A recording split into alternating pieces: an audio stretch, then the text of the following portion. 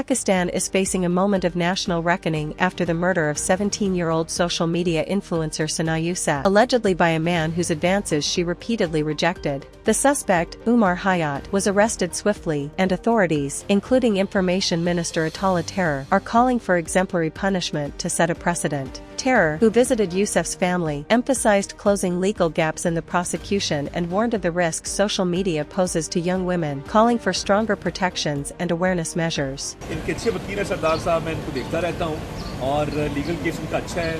Police ने बड़ी अच्छी इन्वेस्टिगेशन की, चंद घंटों में गिरफ्तार किया मुलजिम को।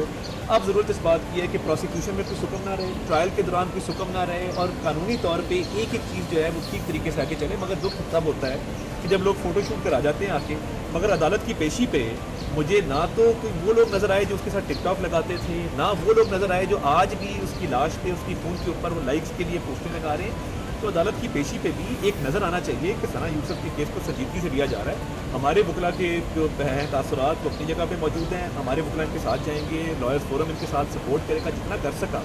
और वज़ीर आज़म साहब ने, वज़ीर दाखिला साहब ने, दोनों ने इस पर बड़ा सख्त नोटिस लिया है। मैं आज एक ज़िम्मेदारी के तौर पर, एक फ़र्ज़ के तौर पर इनके पास हाजिर हुआ था, अफसोस करने, ताज़ियत करने, मगर साथ ही यकीन दिलाने कि जब जब टाइम गुजरता है, केस पुराना होता है, उससे तवज्जो हट जाती है। पैगाम ये है कि यहाँ पे टिकटॉक के बहुत सारे फ़वाइद हैं। इस टिकटॉक कल्चर ने बहुत नुकसान भी पहुँचाया है। यहाँ पे बच्चियों की ब्लैकमेलिंग भी की जाती है, बच्चियों की जो है हरासमेंट भी की जाती है, तशद्दुद का निशाना भी बनाया जाता है। इस फोरम का इस्तेमाल ज़िम्मेदारी के साथ करें, एहतियात के साथ करें और अपने इर्द गिर्द लोगों पे जो टिकटॉक पर मौजूद हैं जाँच परख की।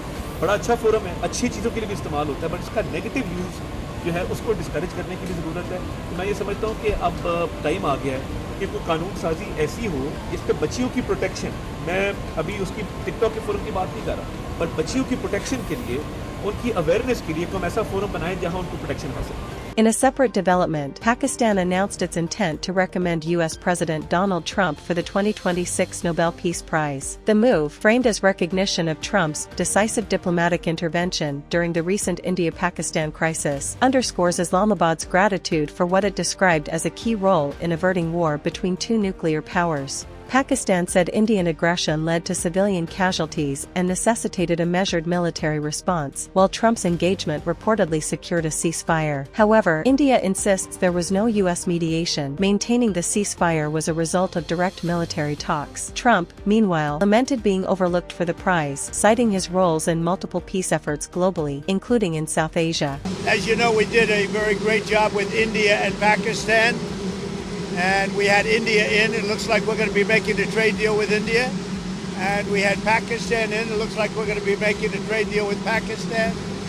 And it's a beautiful thing to watch. Serbia, Kosovo, likewise, they've been fighting for years. And as you know, we brought that one to a conclusion. And now we have a couple of big ones. We have Russia, Ukraine, which is making a little bit of progress.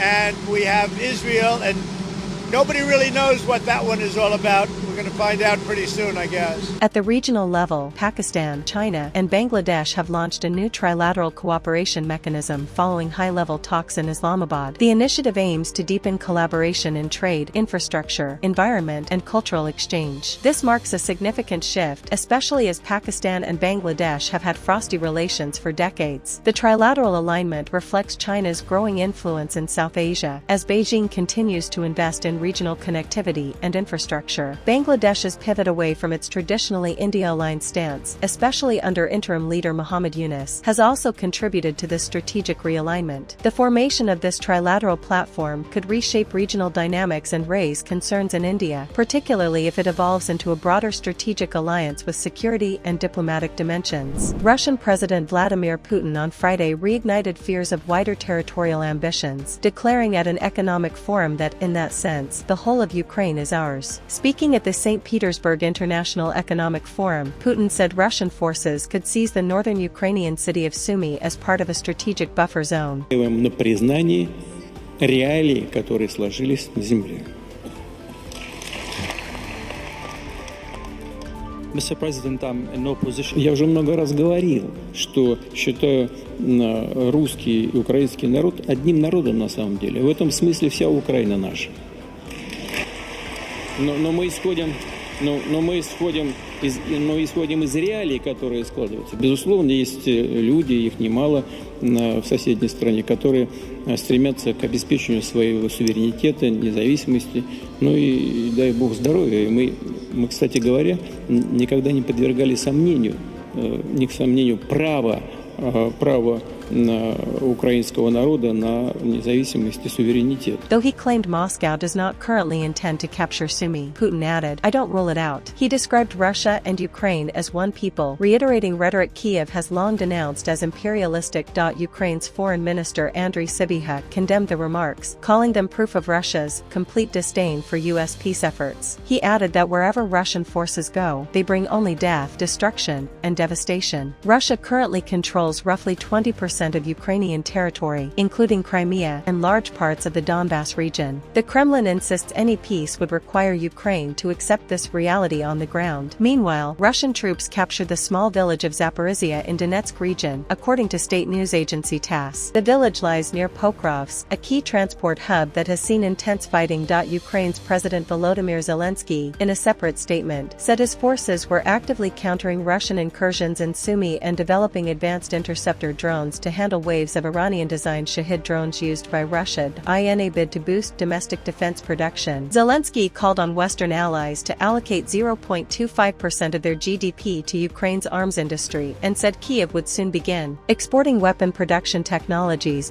Russia's intensified military activity comes as diplomatic channels remain frozen, with Putin asserting Ukraine must return to its 1991 declaration of neutrality if peace is to be achieved. Israel announced on Saturday that it had killed a top commander of Iran's Islamic Revolutionary Guard Corps (IRGC), intensifying a deadly aerial conflict that has now claimed hundreds of lives. The war shows no sign of abating as Iran rejected the prospect of nuclear talks while under attack. במהלך הלילה, מטוסי קרב של חיל האוויר חיסלו בהכוונה מדויקת של אגף המודיעין את סעיד עיזדי, ראש גיס פלסטין בכוח קודס.